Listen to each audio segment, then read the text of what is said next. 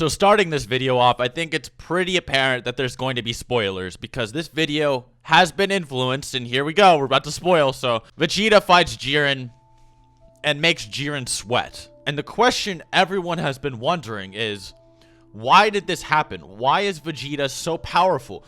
He doesn't have Kaioken, he doesn't have Ultra Instinct.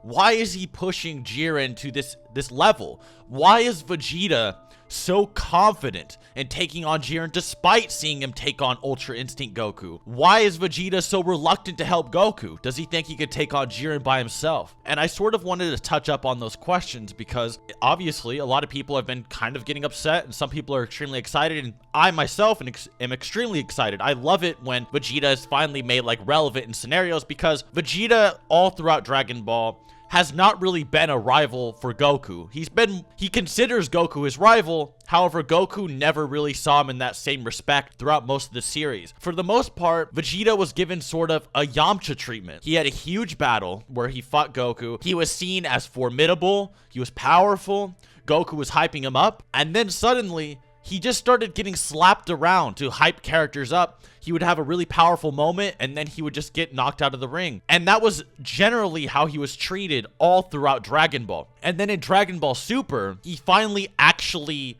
dons a rival role for Goku. He's actually an equal in most cases. Not in like Kaioken versus him. However, Vegeta is actually fully fitting the definition of what a rival is, and that is someone who can be comparable or equal to, not more so just competing, because there was really only a one-dimensional rivalry, just generally competing. Now, Vegeta's development in Super is very interesting because Vegeta's character has hit full circle. He's given up this sort of self-inclined method, and he is now willing to submit himself to train with superior fighters. And this submission is what brought his potential to the utmost maximum. Just training with Whis for a few months brought him to Goku's same level, the same Goku that absorbed God or got a massive increase that was comparable to Angel training. His training has pushed him to a new limit and a new mindset. A new mindset in that he's willing to even train with Goku himself for years on end in the Hyperbolic Time Chamber just to forward himself,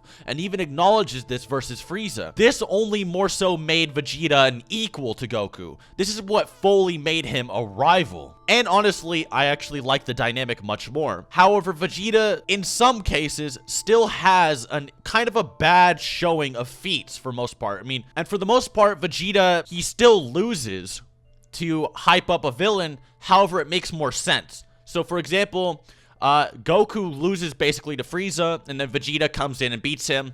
Now's a hype moment for Vegeta, and then Vegeta comes in and fights Hit, and Hit dominates Vegeta, and Goku is able to learn from Vegeta's mistakes and beat Hit, or not really beat him, but fight on par with him. And this wasn't more so because Goku's just blatantly superior, it was just more so bad luck in the order they fought, and Goku even states this even. So it's very clear Vegeta is not so much getting the short end of the stick like he was in Dragon Ball. However, something even more interesting happens, and this is how Vegeta surpassed Goku entirely. A new method that Vegeta found that just completely craps on Goku's entire training regimen, and this is accessing his emotion. In original Dragon Ball, we kind of got like a hint of this, or Dragon Ball Z, in which in the Android arc, he was completely torn against his destiny that Goku was a Super Saiyan, and in fact, by doing so, surpassed Goku blatantly. However, then he kind of like gave away those emotions for like his ego per se, instead of rather just pushing to an agenda. But in the Goku Black arc,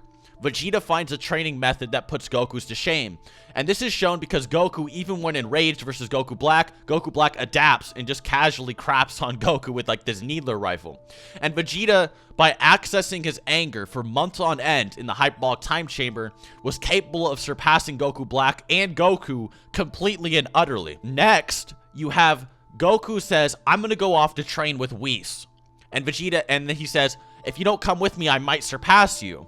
And Vegeta says good luck with that, right? He actually thinks that Goku isn't capable of really surpassing him, even with that extra time with Whis. However, Vegeta then steps into the Hyperbolic Time Chamber again, and with his far superior training and even more time on his hands than Goku had with Whis, Vegeta would in fact have more power, or a more logical reason to be exponentially more powerful than Goku in the Tournament of Power. And this is why Vegeta was capable of casually tossing off Toppo, who's probably equal to Kaioken Goku, at least by the anime, without even going all out.